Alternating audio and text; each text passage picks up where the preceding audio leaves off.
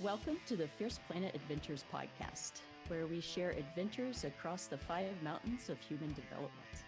Today's guest, Jeff Grant, is a coach, author, and ultra-endurance athlete. He's passionate about helping people overcome adversity and tap into their flow state performance zone. Jeff has written 5 books on mind training and running. In 26 plus years of ultra-endurance sports, he has completed and coached athletes to finish some of the toughest events on the planet, including desert and mountain ultra marathons, Ironman Triathlons, SEALFIT Kokoro, long-distance open water swims, and kayak adventures. These events have spanned the extremes of heat, cold, sleep deprivation, and stress. Jeff lives in Zurich, Switzerland, and he enjoys swimming in lakes year-round, even when that means cutting into the ice to get in. Welcome, Jeff. Thanks so much. I'm very happy to be here. We're honored to have you on. And we typically like to start things off by asking what you're grateful for today. Oh, wow. Can we talk the whole time about this? No, I am. I'm so grateful to be alive, so grateful to be helpful, and so grateful to be around the kind of energy that the people that just is uplifting. I worked so many years of my life in a corporate setting, which is not a bad thing. But there was always a nagging voice, like work with people, try to support people. And then once I made a shift and got to do that for a living, then I thought this is living the dream. There's such amazing energy that comes with it, who you connect with in that space, and and for that I'm super grateful. Awesome. Thanks for sharing, Jeff. So, wow, right? I mean, I'm looking at your bio, getting out there, getting it done, living it. And I'm curious, as we just love to hear people's stories of how, their transition through life and the pivot point. So can you walk us through the change from a sedentary lifestyle from an IT professional to an ultra endurance athlete? Yeah, absolutely. I stormed into my 20s with a degree in IT, super fired up back in the 90s for work and to earn a living. And I was doing nothing in sport, nothing in fitness, and I was eating terrible, terrible foods, drinking too much beer, eating too much cheesy nacho things, whatever, doing everything wrong. And I got old very quickly. I think from 21 to 24 or so, I think I aged 20 years in what I was doing to my body. And I started noticing it. Back problems, issues with energy, lots of problems that you shouldn't have when you're in your mid-20s. You shouldn't have in your mid-40s or your mid-50s, but definitely not in your mid-20s. And I reached a point. Had some family members who gave me a great nudge, just the right amount of nudge, and I wanted to do something different. And there were a couple New Year's resolutions that just didn't happen. I would buy the running shoes, I would buy some dumbbells or something, and it wouldn't happen. And then I watched the Ironman Triathlon in Hawaii, saw it on TV, and I saw these incredibly fit people, and they looked happy. And I said, I want that. Whatever that is, I want that. So I signed up for an Ironman. This is back in the 90s. You could actually sign up and get in these things and without having to get in lotteries. And I signed up and I gave myself just under a year to do it. And then I had to figure out what it meant. And that meant running 3 miles for the first time to figure out what that meant, because I needed to run 26 in an Ironman.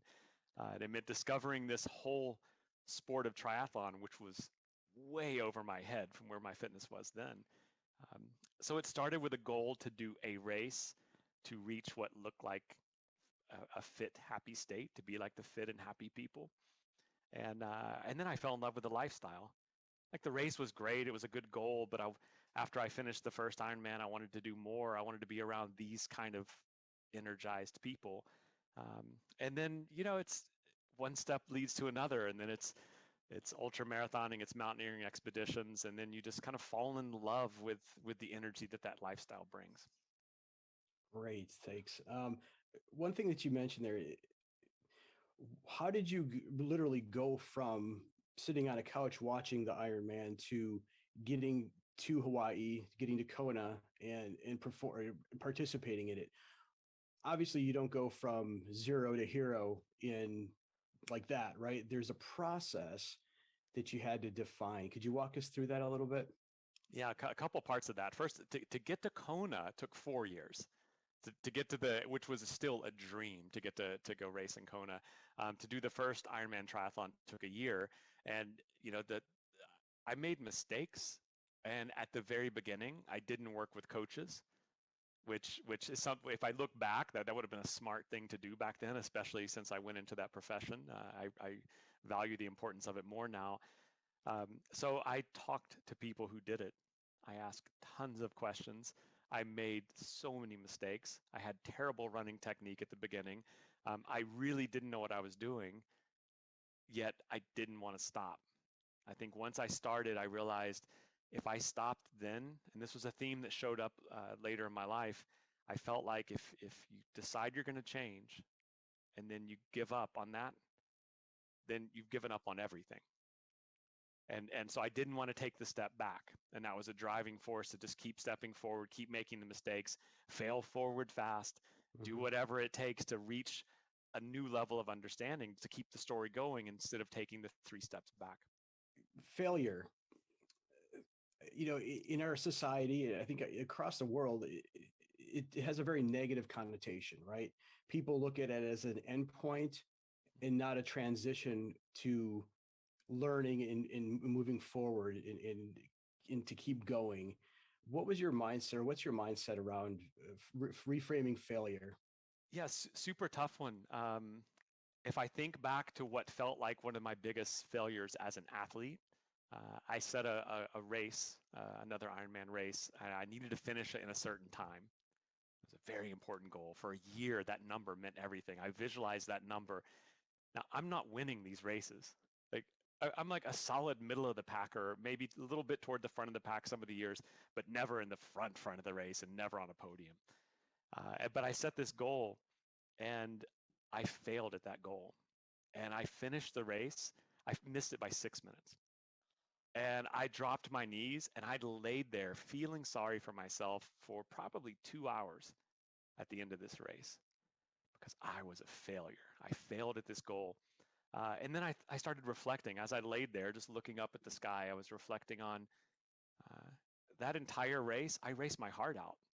I really gave it everything. It was an unusually hot day. It was a windy day.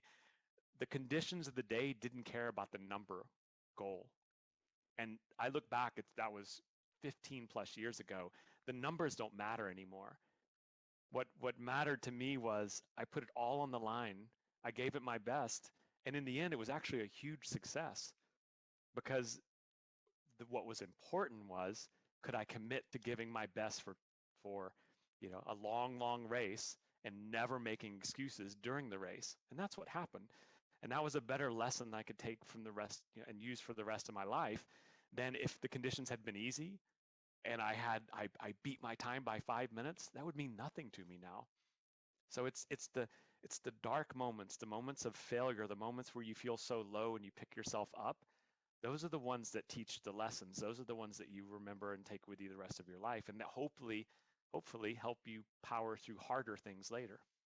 Tell us a little bit about the mind training that you feel went into that before you actually got to the point of being able to accept these failures as change or opportunities. Yeah, interesting because, and I say interesting because if I think of some of the biggest examples, it was before I had any sense of mind training. So I think it was only later. It's only after the story I told you was before I was really. I've always loved yoga. I've loved meditation, but I wasn't really applying any kind of structured approach, and I wasn't connecting the dots with that kind of mind training work in sports. So a lot of the early failures happened. There was a moment of reflection after it happened, contemplation, and it was out of those moments that came tools that I would later use for myself and later use for coaching. And then it became easier when a failure showed up in the future or a low point arrived.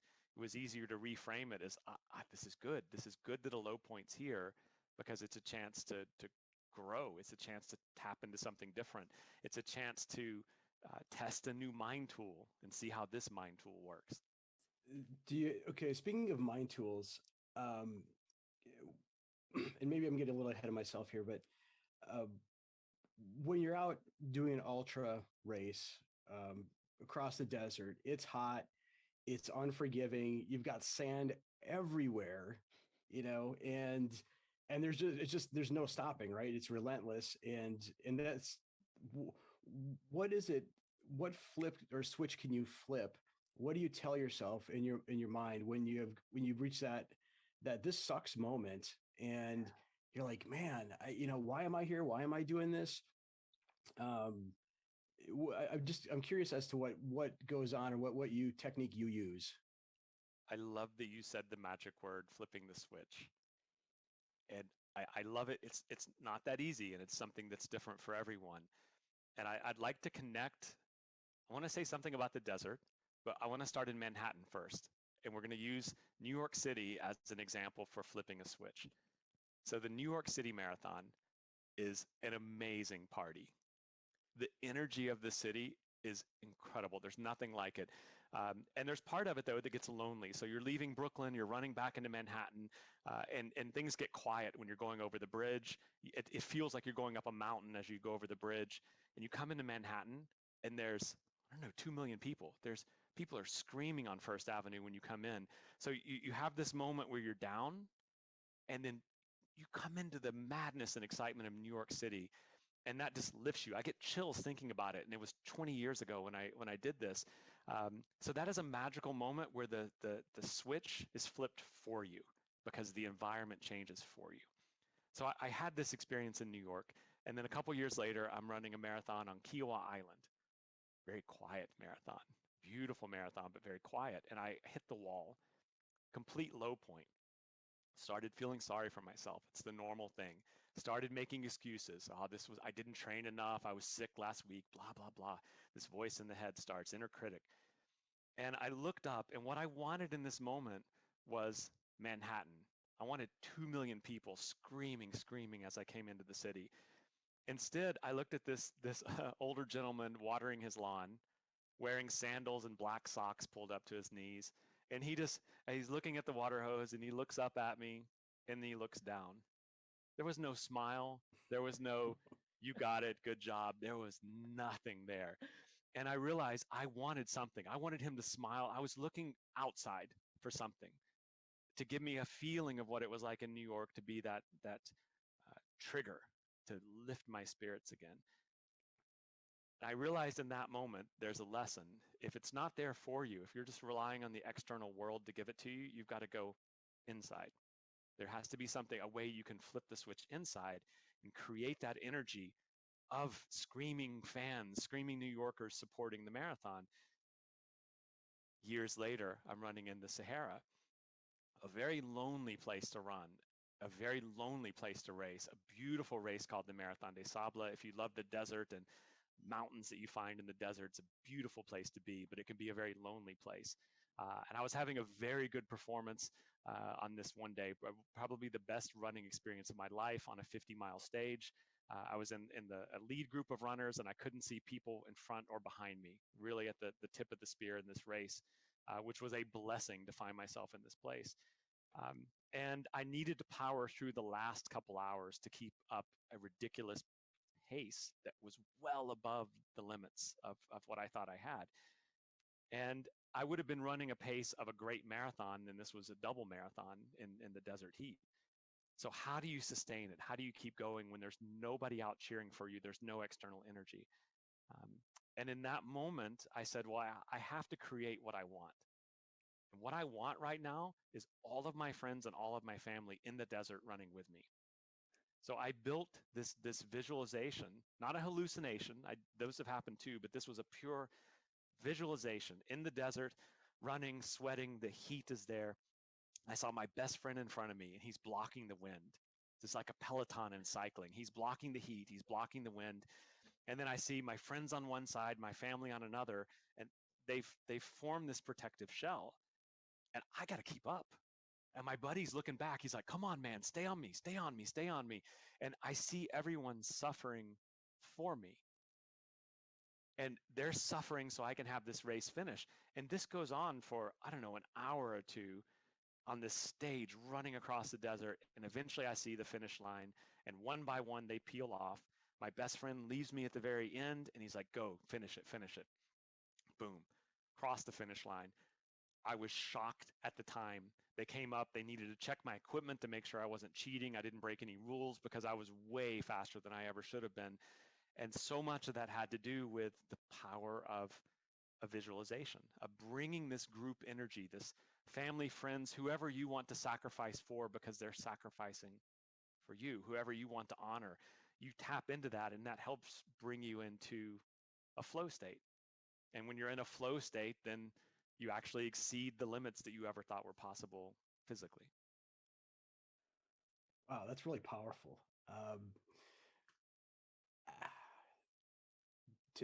There's a lot to unpack there, right? And I think it might benefit our listeners if you could talk a little bit more about visualization and what that really is, because I think you alluded to this earlier. It's not a daydream, it's not a hallucination.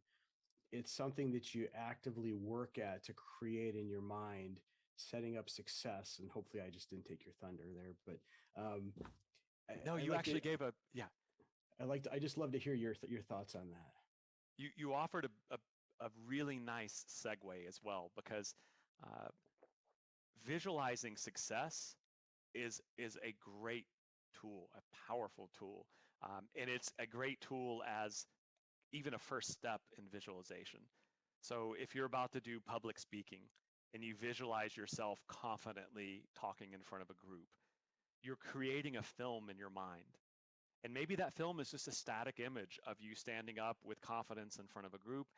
Maybe it's a film where you can actually see yourself engaging, making eye contact, feeling energized, remembering your points, that kind of thing. So I love success-based visualizations. Just taking a moment, close your eyes, and see yourself living that performance that you want. The next level, though, is see things go wrong. So visualize yourself giving a talk and forgetting something, forgetting where you're supposed to go with the story. As an athlete, visualize yourself suffering. Visualize the lowest moment. See yourself under maximum adversity, and then see yourself power through it. So I like to go to the dark place. And when I coach athletes, I say, we're going to go there. In your mind, you need to go to the moment where you want to quit, and where that voice is overwhelmingly powerful telling you, quit. This was the wrong year. Quit because your family needs you home. You don't need to, like, you think of 1,000 reasons to quit. So go there. We're going to live that story in your mind in a visualization so you're familiar with what it's like.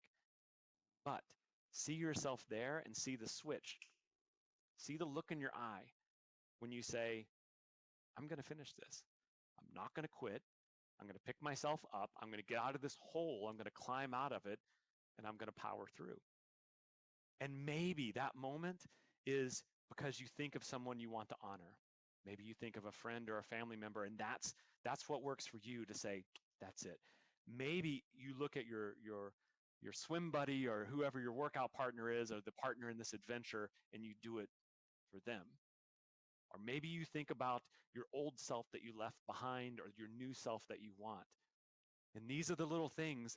It's worth spending the time before you need the skill to go there and practice it, because then it's familiar to you. So when it is cold and dark and miserable and whatever's happening, and the voices, the inner critic voice is happening in your mind, it's like, oh, okay, I expected you. Good to see you. You're here. I've been in this situation before in my mind. I've seen myself go to the low point, and I've seen myself tap into something, flip that switch, and dig myself out of it.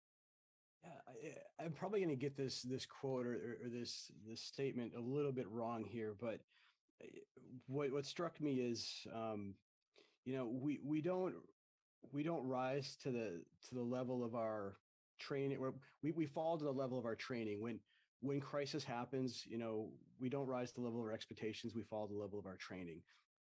And what I hear you saying there, Jeff, is that preparing your mind ahead of time to what's the worst case scenario, or what's that really, what are dirt diving, what the different challenges, mental challenges may be for you along your journey of the ultra race or the mountaineering trip, and planning ahead for those things. And when you visualize it, you set it in your mind and in your body to some degree.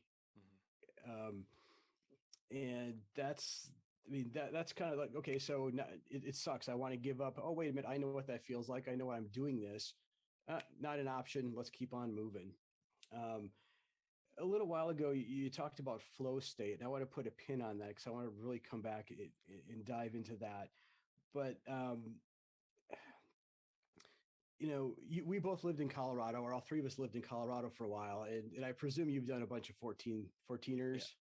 Yeah. Hmm. Yeah, same with us. That's one of our passions.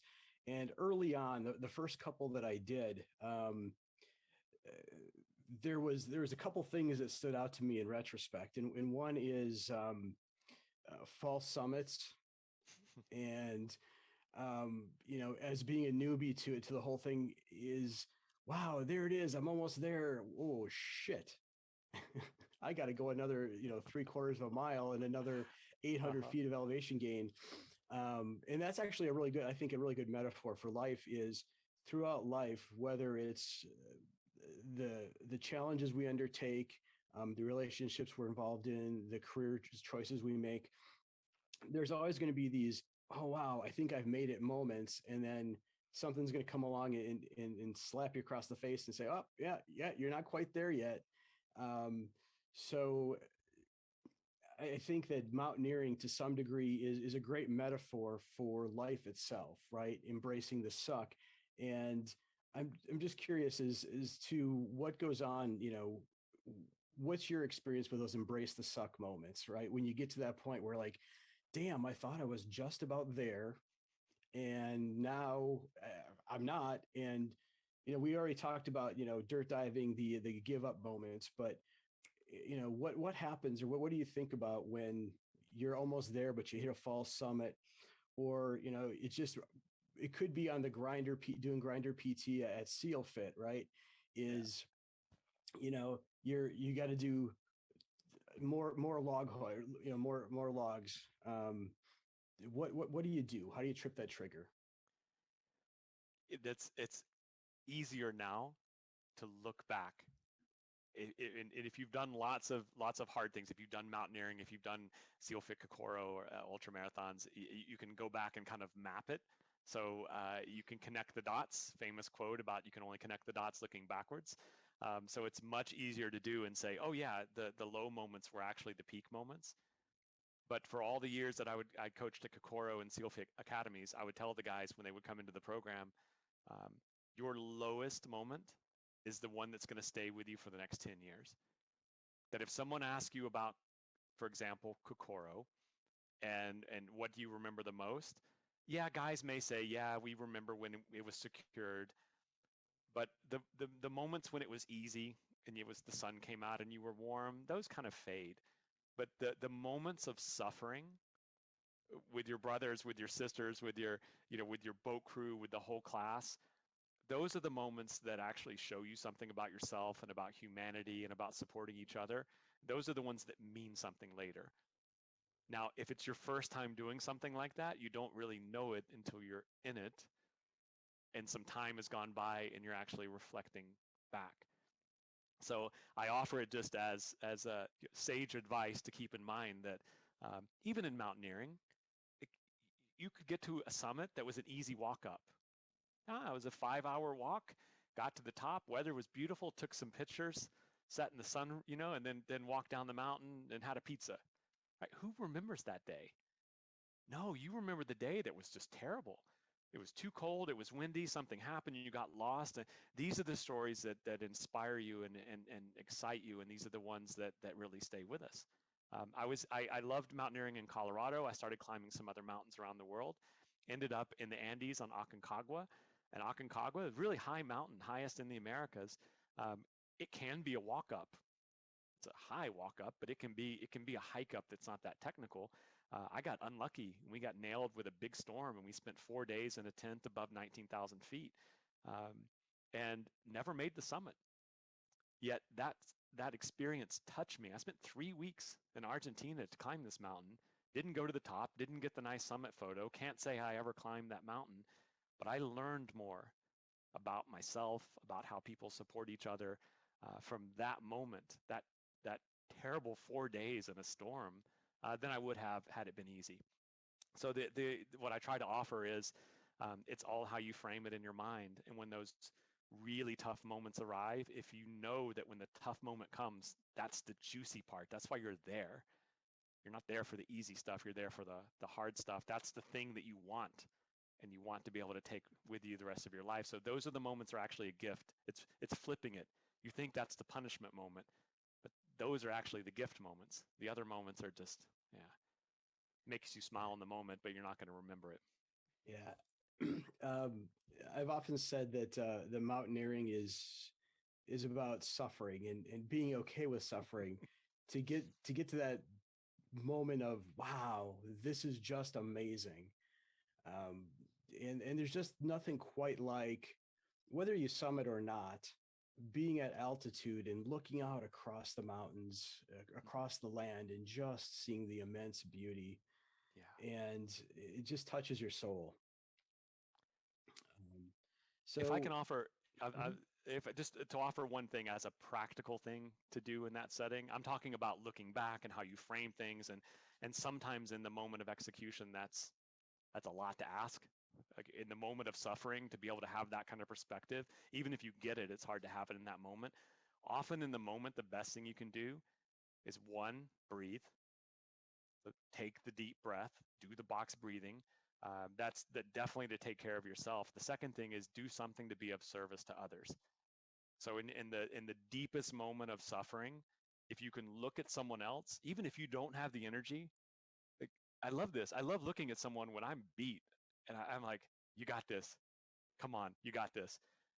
Or just do something to help them, or give them some water. Do something to get out of your own head, and something to help someone else, even if they're not suffering as much as you think you are. That's very often enough to kind of get through that low moment where everything seems so dark.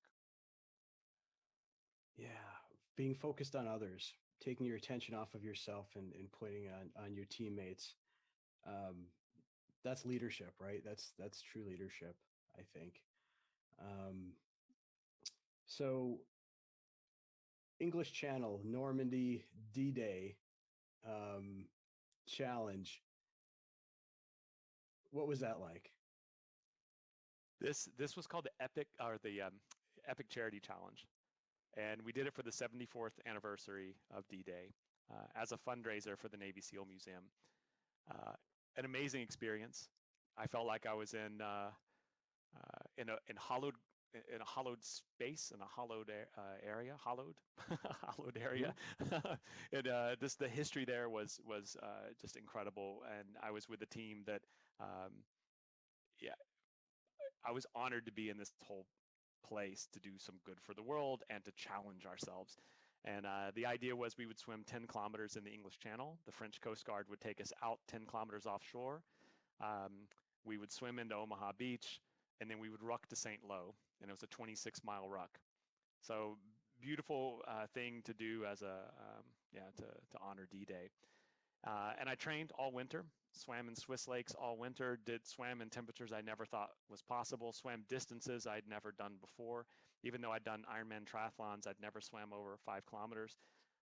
Point is, I tried to use all the tools from a couple decades of endurance sports to prepare for a very long, hard swim in the English Channel, cold swim. And then the ruck part I just thought would be fun. So training for a certain adversity, but the adversity we got wasn't the adversity we trained for.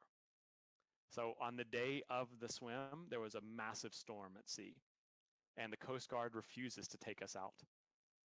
And so they're supposed to take us, 6 miles offshore, drop 30 guys in the water, and they're like, no, no, no, we're not going to go. Huge discussion. In the end, they decide they're going to take us, but they're going to bring less support boats. So they take us. It takes an hour to get to the start line. We're sitting in these little boats. It's like 10 of us on the back of I don't know what kind of boat this is, but not a boat for 10 people just to be sitting on the back of these little Coast Guard boats. We're getting seasick just getting to the start. And then they give us instructions. And in our group, many languages were spoken, except for the most important one for that outing, and that was French. I think we probably had 6 or 8 languages in the group, but no one could speak French enough. So there was some confusion with the Coast Guard on how things would be managed. And we're all looking at the water and thinking, this is nuts. I mean, 6 miles offshore, you see nothing. It's gray. There's big swells everywhere. You know, we had an agreement that you would stay near your swim buddy, but in those kind of conditions, it's almost impossible unless you're roped together. So we get to the point and they say, okay, this is it, jump in. And we jump in and we start swimming. And I'm looking at my Garmin and we're moving. We're really moving fast. I'm blown away seeing how fast the kilometers are clicking off here. And they said if anybody got a kilometer off the back from the front boat that we're supposed to be following, then you get picked up and they would take you once to the front. And if you got back behind again, you get pulled out. And there are some very elite swimmers, mostly retired SEALs in this group, an amazing group of athletes. And I just said, I have to keep up with these guys. Don't get pulled out of the water. And you can barely see your buddy. You can't see the boats, difficult conditions. About an hour into it, the boat comes up next to the group I'm in and says, get in. We're all like, nobody in this group is a quitter. No one wants to quit. And everyone's arguing and they're like, the Coast Guard says, no, it's too dangerous. We're pulling you out. We're all very disappointed. They pull us out and they do a head count and they think someone's missing. And it's a big confusion. No one's missing, but we don't know this in the moment. So we're sitting on these boats as they're on the radio. This goes on for over an hour. So with wetsuits, once the water drains out, there's no warmth. Mm-hmm. So now everyone is getting like shaky hypothermic. And the worst, the boats are just rocking side to side. So no one wants to be the first person to get sick, because then everyone's going to be throwing up. And so what happens? Everyone gets sick, including the Coast Guard. We're all just a mess in these little boats. And this goes on for an hour. No one knows if a buddy's lost. We're all counting, and like no one on your boat's lost, but what's happening on the other boats? And it's very difficult to have communications. What's happening? And for a commemoration for D-Day, this was perfect because we weren't getting shot at. We're just athletes at doing a fundraiser. Like what we were doing was just an easy little thing to raise some money to push ourselves. And but we weren't at war. But I felt like we were getting a tiny taste of the misery that the soldiers had on D-Day before they even went into the hell of war. Just to get across the channel, they were wet, they were cold, they were confused, they didn't know where they were seasick. And I thought this was good. Like I could see them looking down on us saying, we just wanted to give you a tiny, tiny taste of some of the suffering. And the adversity, we had to keep our spirits up. And everyone just wanted to fight, like by getting in the water. Let's like get in and let's swim. And in the end, we realized that no one was missing, thankfully. And the Coast Guard said, we're taking you back to harbor. And the group said, no, we're swimming. Another huge debate. Eventually, they let us back in the water. We learned that no one accounted for the currents. So when they dropped us in, we were way off course. So it was a great thing that they picked us up and repositioned us so we could swim in the direction that the wind was blowing us back to shore. We arrived on the beach and we had no idea where we were. We weren't at the target. We had been blown again. We didn't know if we were going left or right. So there were so many, like the universe was giving us so many little lessons and moments and tiny little taste of what we were really there for that made everything very special. So to me, this was a gift. Had it been an easy swim, yay, we swim 3 or 4 hours. We arrive at the beach, people clap. What would that have taught? What could we have gotten out of that in life? But the fact that we all were confused with someone missing, we all got sick together, we all suffered and shivered together. We had the confusion of not knowing where we were actually landing when we reached shore. This is what made it a special experience and something unforgettable for us all. Several words come to mind. flexibility, resiliency, mental toughness, um, adaptability. Those are all words that came to mind as you're telling me that story. So thank you. That's amazing. And wow, good stuff. Um, so Hillseeker, tell us about Hillseeker. Yeah, so my coaching company, when I decided to work full time in the coaching business, and I worked in a corporate career before. My heart was in sports. My heart was in coaching and helping lift other people up. And then I decided to build a coaching business. And at the time, Hillseeker was my wife's nickname because she loved biking hills from Colorado. Loved biking up mountains, and with that spirit of, if you have a choice between flat and the hill, you take the hill because it's going to be way more interesting whatever happens on the hill. So then I took that and used that to just create the feeling and the theme of a coaching business. Nice. So Love the name. um, you've taken your experiences, your lessons, the lessons that you've learned through your ultra distance or long distance marathons, and now you're coaching others, and you've written several books. And I guess one of the things that comes up for me is just trying to envision or put myself in those long distance situations.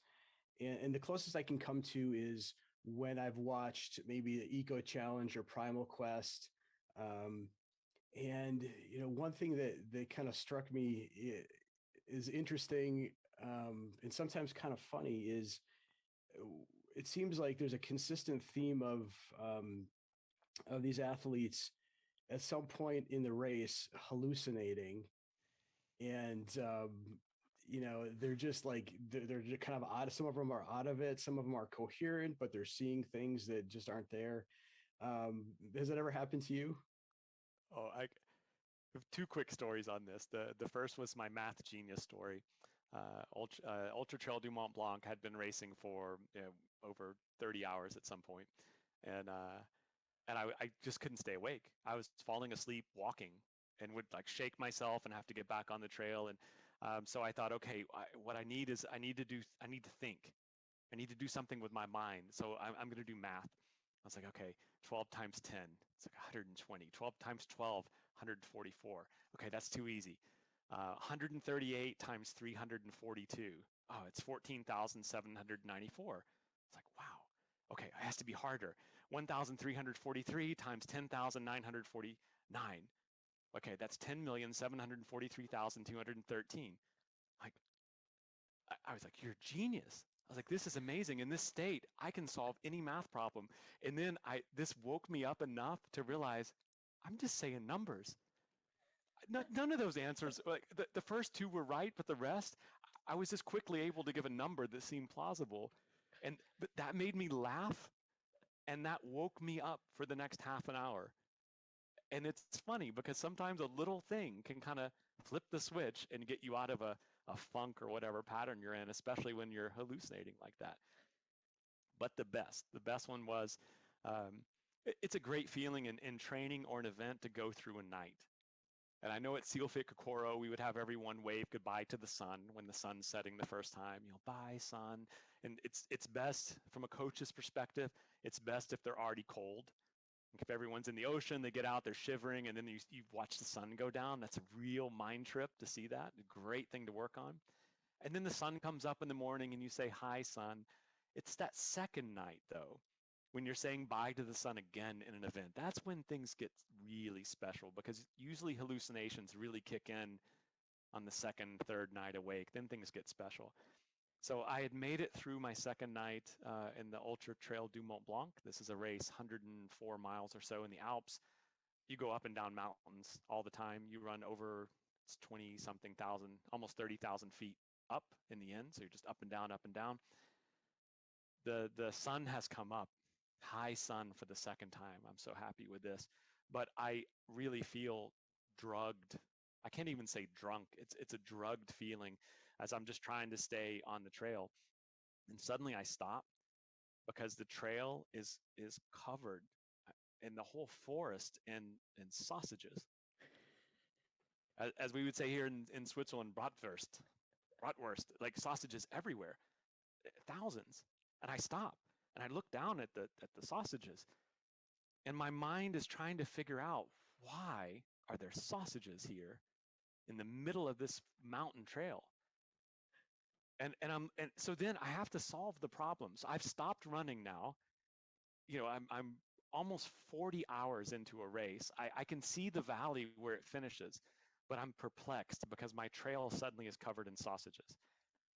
And I'm thinking, what happened? How did this happen? And then my mind this is the mind when you're hallucinating. It's kind of there and kind of not there. So it's trying to work the problem. So then I decide it must have been they were flying them obviously from Germany somewhere. The airplane came over, and then I was imagining the guy, like the strap is there and the big shipment of sausage is shaking, and the guy's like, no, no, no, no, and the strap breaks, and then the back door opens, and the sausages like land in this has to be what happened. And I'm seeing this whole thing in my mind, like how they fall through the air, and I'm the first guy who's arrived at the sausage accident. And then my mind's like, no, that's really like, that makes no sense. Why would they wouldn't fall out of an airplane like that. So then I go one layer closer to what I think is reality, and they must have been smuggled. Like, we're not far from the Italian border, so maybe there's like a cartel or a mafia that's smuggling, like, from Germany through Switzerland to Italy. And like, I'm imagining these guys with these giant rucksacks, and they're like, the police, and they drop their rucksacks, and the sausages and they take off running. And then I'm thinking, well, that like a sausage cartel, like, is this? I don't think the mafia is into sausage. This doesn't make sense either. And then I think, okay, I know what I should have done all along. I have to just pick one up. Like, I have to see what is this, and is it hot? Like, was it cooked? Was it frozen? Like, maybe this will help me solve. So I bend down. I wish I had a video of this. I bend down and I pick this thing up, and I'm just staring at it. And then at that moment, my eyes became more clear, and I realized it was a pine cone.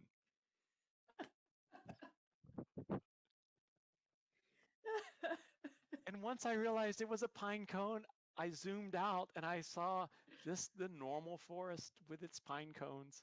And this whole story, and the sausages went away, the mafia smuggling sausages in the airplane, it all went away. And again, those little moments make you laugh. And then that's all I needed to wake up to finish the race. Oh, wow. Thank you. My cheeks hurt. That's great. Mine too. Oh, that's brilliant. Oh. Oh, just the image of the sausage mafia. Love it. But maybe it's true. Maybe it's true. Could be. It could be true. Oh, wow.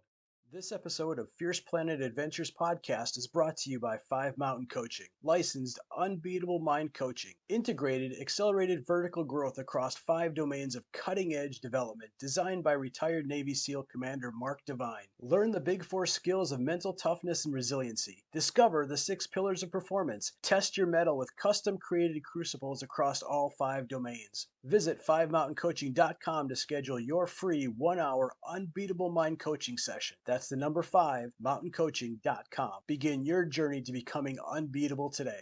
So, flow state. I wanted to get back to that. Something I find very interesting.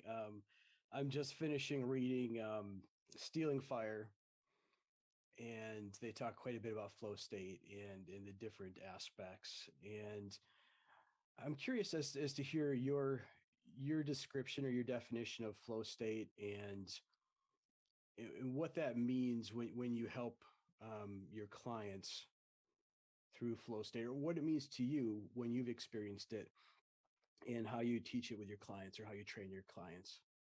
Sure. A big topic. It's a topic I'm passionate about. Flow is this, it's effortless perfection. In flow, time stops. in flow, you feel smart, you feel fast, you feel switched on. In flow, you tend to feel fulfilled, you tend to feel happy, or your mind goes to the quiet place and you're just able to execute. Beautiful state. I think most people would like to be in it probably all the time. Probably, like, if we could pick to just flip the switch on and leave it on, like, that would be the idea. And this is one of the downsides of flow is you can't stay in that state all the time. And the more you can understand how the cycle of flow works, the better you can set yourself up to come into the cycle.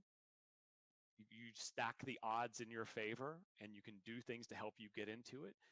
You can do things to help you move through each phase of the cycle and not get caught up and then fall out of the cycle. So when you start dissecting what the cycle looks like, you can play with different parts of it. And then you can also learn to respect it. That when flow comes out, you give yourself the moment to recover, to come back down, and then you start stacking things, setting the table, making the situation happen to help you get back into flow. And some beautiful things can happen as well when you understand that um, flow can be transferred from one space to the other. And this is probably, I won't say probably, this is one reason yeah, I love music. I've had music in my life since I was a little kid. I find that I can get into a flow state very easily with music. And I can use that feeling of flow from when I'm in it with music, I can transfer that over into other thinking. So if I'm writing or I need to do some kind of thought work behind the computer, and I'm not getting into that state, uh, I will likely go play guitar or some other musical instrument, and find my flow feeling there and use that and transfer it into that other space. Which is why often, people who run or work out, they can get into the flow state as an athlete, and then maybe they feel like they have a more productive day after that. So it is possible to create flow. You have things spinning, and then you can use that to spin it into another area as an entry. It's like getting onto the interstate. It's your entrance ramp. And it's about experimenting in your life for the ways you can get in and out of it, and the ways that are more likely to get you into it. If you know you need to be writing, it's like, oh, I've got to do all this stuff, and you're not feeling it, trying harder is likely not going to work. And having gotten myself through several book projects, I know trying harder, I didn't get any of the books done. But doing other things, morning ritual, visualization, meditation, yoga, music, these kind of things would get me into the state where I could be a productive writer. It's an hour-long discussion, but these are some of the key pieces of it. Um, just to quickly mention, flow has to have struggle. This is the first part of the flow cycle. There needs to be struggle, but the struggle has to be right at the right level, where it's hard enough to challenge and push you, and get the heart rate up, and release adrenaline, and get you engaged and attentive to what you're doing. But if it's too hard, if the level's too much, most people quit. So if the challenge is so far above what your capability at that moment is, you would often, this is the normal thing, is you lose the whole cycle because it's just overwhelming. If it's too easy, it's not enough to get you engaged enough to get into that. So if I needed to run a 4-minute mile or 5-minute mile at this point, I can't. This is not happening. So I don't have the training right now to run a 5-minute mile. So if that were the challenge, I would never get into flow running. But if it's right at that, if it's whatever the number is for you, if it's running or whatever the task is, doable but hard, that's enough to make the struggle happen. And then you go from a struggle to a release. Something has to happen where you release it into flow, and there's things you can do to make release more likely. And then there's flow, and then there's recovery. So understanding that cycle, experimenting with it. I wrote a whole book on this, helping runners and other athletes do some mind tricks, do some things, and just reframe how they do training to make it more likely that they're going to get into the flow state. Awesome. couple things. So I guess contextually, I guess what I'm asking for here, Jeff, is from your own life, from your own experience, from ultra marathons, Ironmans, what what's your experience like with flow? And maybe not, graphically as to step by step of what that looked like, but I mean, was there a certain time, or has there been a certain time when you're participating in these events where you just find yourself in a flow state, or is it that you don't even realize you're there until you're out of the flow state? Yeah, I think I shared a story earlier racing in the Sahara in the double marathon stage. That was my peak flow experience in life, at, to this point, at least. Hmm. This is when I still look back, the numbers don't make sense. Like the speed that I ran that day in my life does not make sense for everything I had done up until that point. And dealing with the heat and everything. So moments like this, when everything comes together and you really do see that you exceeded expectations, um, these are moments when you realize that you were in flow. And in that moment, I think I knew something special was there, but I was so into visualizations of my friends being with me, that I wasn't thinking, I'm in flow, don't lose Hmm. flow, this kind of thing. More often, what you think of is the times you wish you were in it and you weren't.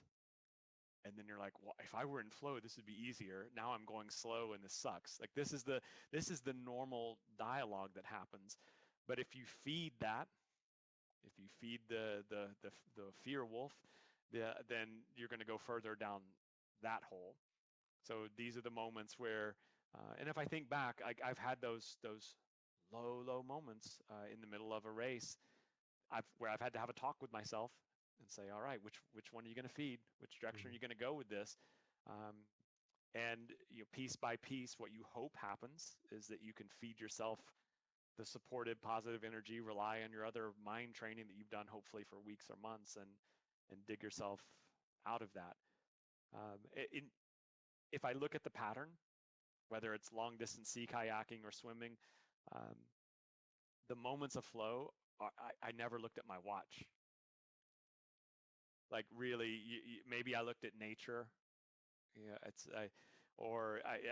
I did a 6 hour swim a couple years ago in a big lake, and I was looking up at mountains that were 6,000 feet above the lake, and I was thinking the lake was 300 feet below me at the bottom, and I think 3 hours passed, and that's really all I thought about. It's like every time I was breathing, I was looking at the mountains and going, "Wow, that's so majestic," and then I would look down and think, "Wow, that's really deep. What's below me? This is amazing." Um, and those are the moments where you're so immersed in the moment and in the environment that you're not constantly looking at your time, what's my heart rate, and that kind of thing. So To me, that's timelessness. what matters. It's the time. This is where you feel so alive, and this is what you remember 10 years later. Not that your time was whatever the number is. Those goals can help create motivation. I've ran fast marathons. I've ran slow marathons. One of my slowest marathons is my favorite one because I ran with my best friend. And like that, this to me means so much more than getting whatever as a fast kind of time. Yeah, the times I feel like I've actually been able to get into that flow state, there was always some sort of overcoming of fear, or letting go of the fear of the ambiguity, and just focusing on, yes, oh, wow, look where I am right now. Um, or to your point, singing a song in my head, or, a good tune that I can think of in those moments of real struggle or pain. I also will turn to music often, just even if it's remembering a song in my head, but just getting yourself out of that mental chatter. And That's a great example of the release phase. You have the fear is the struggle that you need it. It's the ticket to flow. It's got to be there. But then can you smile? Can you laugh? Can you think of music? Can you look at someone like if you can't have that moment of release, you can just get stuck in the struggle. And sometimes it's a silly song, or it's the simplest thing, like a bird flies over. But something that can be the release, and then that's usually when you slide in. And once you're in flow, you're not thinking about how do I get into flow. You're there. That's a beautiful thing. So from a coaching perspective, I think you talk about the inner coach. Um, the inner coach's voice is, voice for training. Um, and I guess I'm not quite clear on this. Bouncer, guide. How does that come into play with flow, or Yeah, does it? I'll get. Yeah, it's um, not as much in flow, but as a general coaching guidance. I'll offer a short version of it. Um, Most of us are familiar with the inner critic, like the voice that shows up and it tells us we can't do something, or today's not our day, or work was too stressful, or whatever. This voice is a master at finding out whatever it needs to unravel our mind and our trust and our confidence in ourselves. Um, we can also have a coach's voice, and you can look at that as the contra, the opposite voice, the one on the other shoulder. But what is that voice? And the best way I can explain it is with an example. Um, uh, when I first started coaching CrossFit 10 years ago or so, the first session I coached, one of my athletes was doing wall balls, throwing the medicine ball up on the wall. So I thought I'm going to be a good coach and get in there with him. Right. So I grabbed a med ball and I'm down. And every squat, I'm looking at him saying, "Come on, man, you got this." And this goes on for 30 seconds and he throws his med ball down. Like, I think I'm giving him my heart. I'm giving him passion. I'm giving him a voice that's my authentic coaching voice. And he throws the ball down and he's like, "I know you mean well, but everything you're telling me right now is making this worse for me." And I was gutted. I was like, "Oh my God, I'm a terrible coach." I thought I was giving him everything I want as an athlete.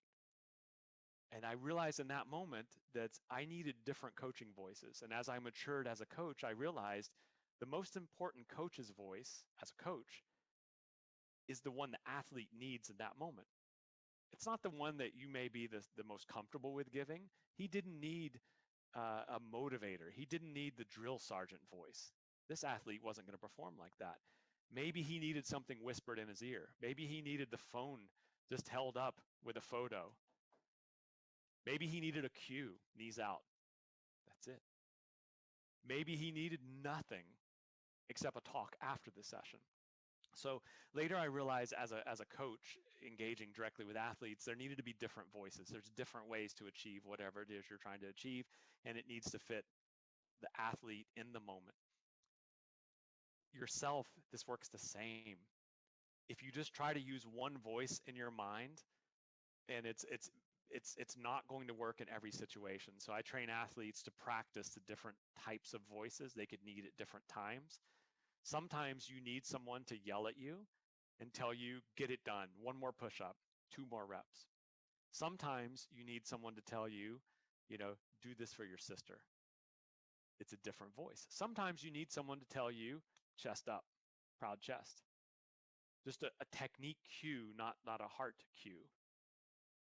So if you can start to understand the different voices that a coach would use with athletes, but then train this in your mind, use this in your visualizations, it's like your superhero's utility belt. You practice this. You practice the different kinds of voices, so when you need it, you know what it's like to use the tool. I think a lot of our listeners are really going to resonate and connect with the stories that you've shared. What's your favorite way to connect with folks? Social media? Do you have a preferred platform? I think if you want to show up at my house in Switzerland and go for a hike, that's probably my favorite way to connect with people. Nice. And until that can happen, then yeah, I social media. I'm Hillseeker on Instagram, and I'm on the other social media platforms. Usually, it's Hillseeker or Coach Jeff Grant, and that's usually the best place to find me, other Okay. than in the mountains. Nice. Um, are there any topics we missed? Anything that you wanted to share that we didn't touch on? This was a lovely chat. I think we could probably just bounce ideas off of each other and share experiences for another hour. And it would be great to talk about mountaineering and how we probably met each other at REI 21 years ago. And it just took 21 plus years for us to actually connect again. But I think for this one, this was a good chat. Wonderful. Hillseeker.com, Jeff Grant. Thank you so much. Very grateful.